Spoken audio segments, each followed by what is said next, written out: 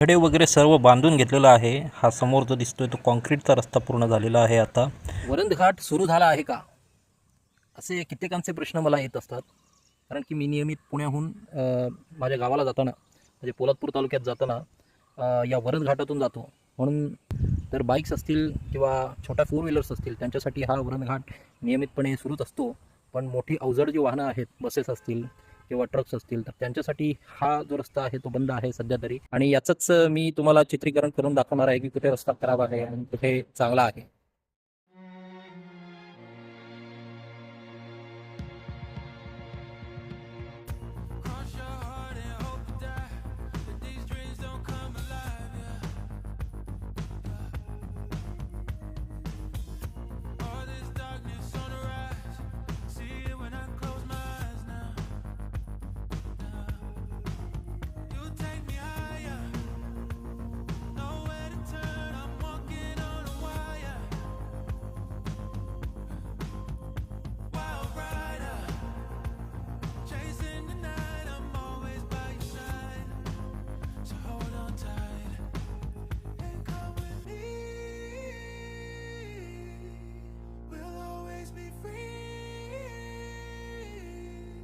So let's just keep riding.